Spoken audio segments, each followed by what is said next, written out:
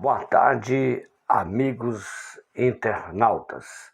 É um prazer estar chegando aqui para mais um vídeo, podermos compartilhar. Desta feita eu quero pensar com você um tema: cativo no corpo, livros na mente. Poderia, como pastor evangélico, espiritualizar e dizer assim, para criar um tchan de espiritual: livres no espírito, o livro na alma. Eu quero que você entenda, não quero espiritualizar tudo, mas no livro de Daniel, capítulo 1, nos fala no versículo 8, versículo 7, que o rei oferece iguarias, oferece para que eles comem na mesa do rei, iguarias, banquete, especiarias do próprio Nabucodonosor. Porém, Daniel decidiu no seu coração não se contaminar com as iguarias, o alimento do rei, né? Não querendo ser ali contaminar. Mas o que queremos dizer? Cativo no corpo, livre no pensamento? Porque, mesmo sendo prisioneiro, não tirou de Daniel, Azarias, Misael e Ananias, vamos falar, o direito de pensar e decidir. Ninguém rouba o direito do homem de pensar, de decidir. Somente quem faz isso é através de manipulações.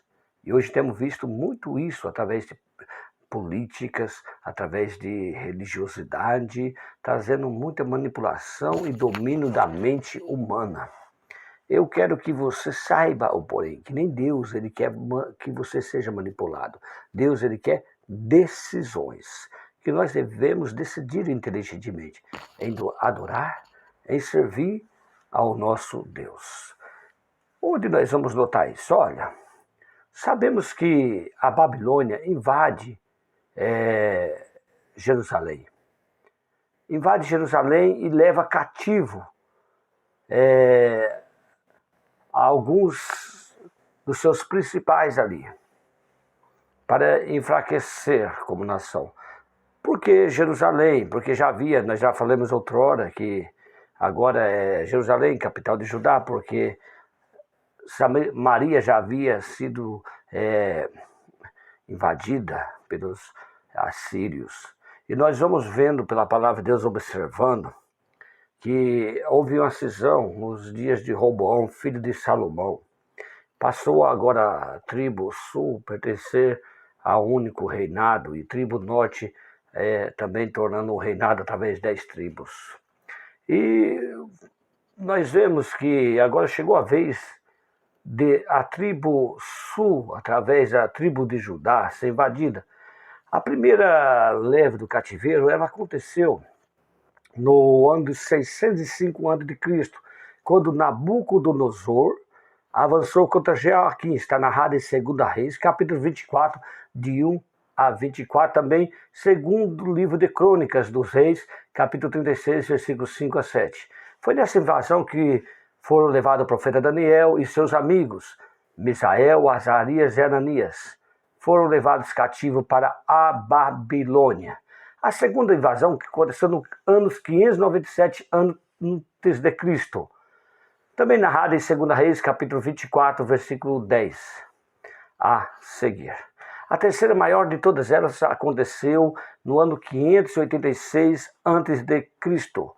É interessante notar que foram levados dos últimos 5 reis que Judá teve como rei, 3 foram levados em cativeiro. Um deles é Jeoacás, que foi levado para o Egito, Joaquim e rei Zedequias levado para a Babilônia. Por que levar jovens? Levar esses jovens? Nós vamos ler depois o assunto bíblico, mas olha bem por que levaram esses jovens. Levaram porque eles eram da nobreza, era o futuro da nação. Jovens inteligentes, sábios, estudiosos. Isso é uma maneira de enfraquecer a nação, levando nobres, inteligentes, sábios. Os jovens falam também da sua força que tinha, poder de expressar opinião, poder de formar também opiniões. Então eu quero dar um conselho à nossa juventude da atualidade, não é ensino, mas seja um jovem que estude muito, seja sábio, seja inteligente. Pode até muitas vezes você estar passando por dificuldades no corpo físico, mas ninguém pode lhe roubar o conhecimento. Conhecimento é a única coisa que levaremos para toda a eternidade. Principalmente conhecimento da palavra de Deus, que levará à vida eterna. Então, na verdade, temos visto hoje, lamentável dizer isso, quantos jovens se tornando youtubers e ganhando likes, ganhando curtidas, mas não com conteúdo, são com besterol, né? Cada um, eu não estou aqui para julgar gosto, cada um tem gosto conforme lhe confere, né? Mas eu queria convidar nossos jovens a estudar mais, a se envolver mais em conhecimento, se envolver mais em áreas de conhecimento socioeconômico, político e principalmente o conhecimento da palavra de Deus, que lhe dará a vida eterna. Para de ser conduzido como piolho pela cabeça dos outros.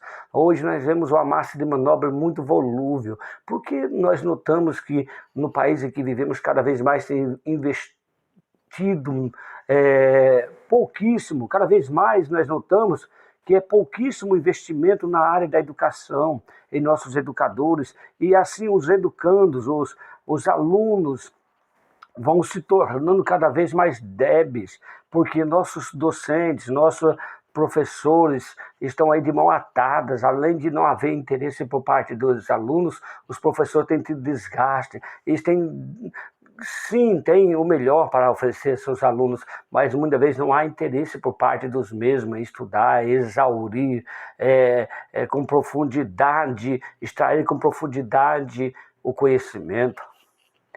E por outro lado também vivemos em um país em que esta classe é tão nobre que forma todos os demais profissionais, que é a área dos docentes, os professores, tem sido desvalorizada, desqualificada, eu sinto muito. Mas aqui os países inteligentes, países que crescem, que se tornam império, eles valorizam a sabedoria, valorizam o saber, valorizam o conhecimento, isso é política social. Ele valoriza as pessoas que têm conhecimento, saber, porque isso torna o país mais forte. Ao invés de domínio na mão de somente uma classe, uma elite política. Nós vemos hoje um radicalismo total. Ao invés de lutarmos pelo bem do nosso país, vemos um país em que a direita, a esquerda, quem mexe com um lado passa a não prestar mais, quem mexe com o outro passa a não prestar também. Se eu der uma opinião sobre alguém aqui, automaticamente sou rotulado. As pessoas são rotuladas só por expressar opinião, até religioso, tomando partido político, não é nosso papel. Mas veja bem, Daniel, ele foi levado em cativeiro, mas não tornou cativo.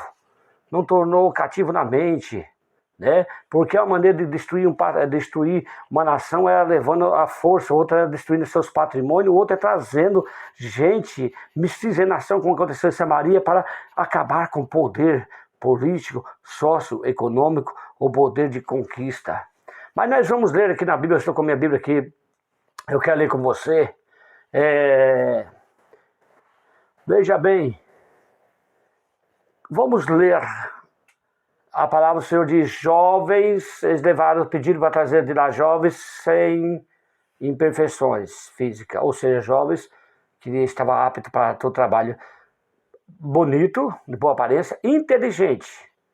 Tem muito jovem que não consegue conciliar beleza com inteligência, né? Se conseguir conciliar, vai bem. Bem instruído, pessoas bem orientadas, bem ensinadas, que dominassem várias áreas do saber. Não tem um conhecimento único. Hoje a pessoa só tem um conhecimento através da informação, mas não coloca em prática, através de que vê em redes sociais, não se informa a respeito de tudo, né? São limitadas. Irmão, não é porque você é evangélico que você tem que ser uma pessoa engessada no conhecimento. Devemos saber, procurar saber sobre a atualidade, atualizar-nos. Isso nos ajudará no ministério, ajudará em tudo. Dominar-se várias áreas do saber, seja ciência, geografia, seja matemática, aritmética, seja inglês, seja português, dominar a área do saber. Hoje, muitas vezes, eu conheço a Bíblia, mas não vai atrás da cultura da Bíblia, que é a língua hebraica, a língua grega, o koiné antigo, não vai atrás de nada, nem do aramaico, não vai atrás da arqueologia bíblica, assim por diante. Fica parado no tempo, não faz um curso, um seminário teológico, não faz uma pedagogia boa. Então, irmão, desculpe, ou você investe em você, ou você é o próprio fracasso da sua vida. Então, Daniel está inserido nisso.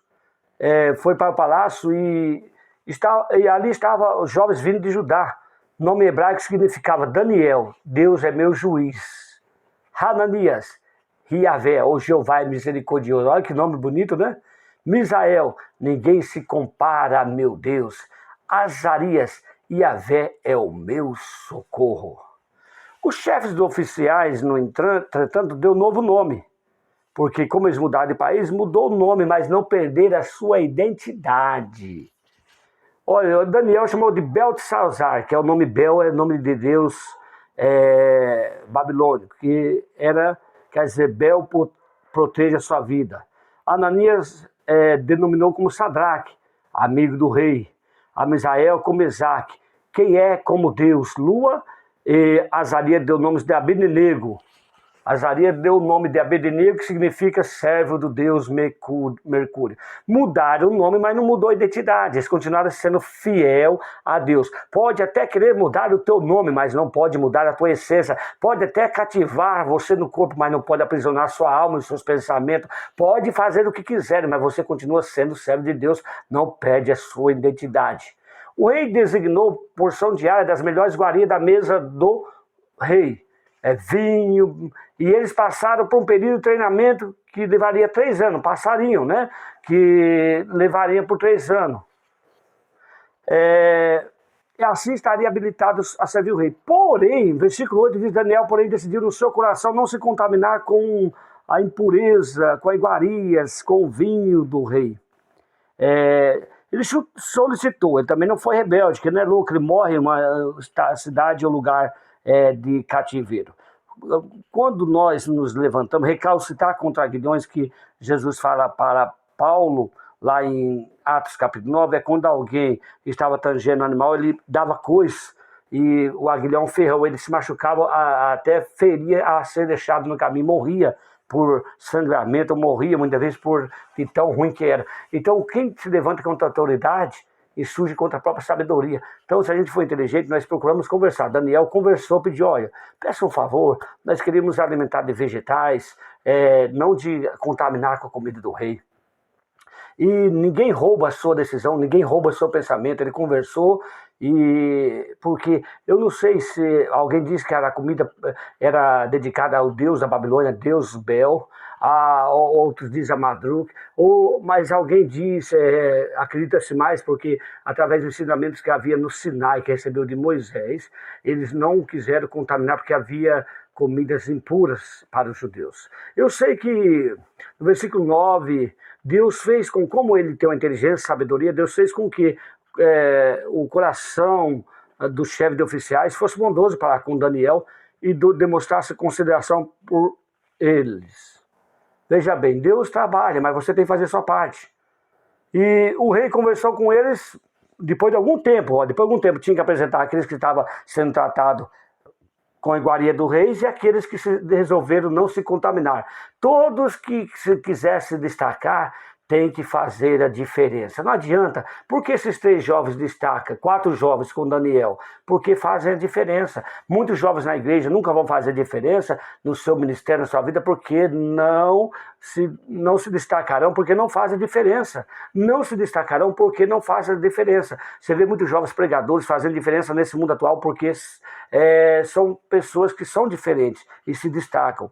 E o rei conversou com eles, no versículo 19, não achou ninguém tão inteligente como Daniel, de modo que passaram a servir ao rei. Versículo 20, concluiu o rei que eram 10 vezes mais sábios e instruídos do que todos os magos ali da Babilônia.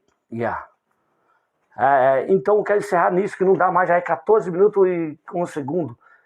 Eu tenho que encerrar, aqui vai 1 hora tranquilo. Mas se você quiser ser destaque, fazer a diferença, seja você a diferença. Em nome de Jesus, seja fiel a Deus. Tinha muitos jovens hebreus ali, mas se misturaram, ou fizeram pouca diferença, porque foram um pouco diferentes. Seja íntegro ao teu Deus, seja fiel e farás a diferença. Deus abençoe. Obrigado.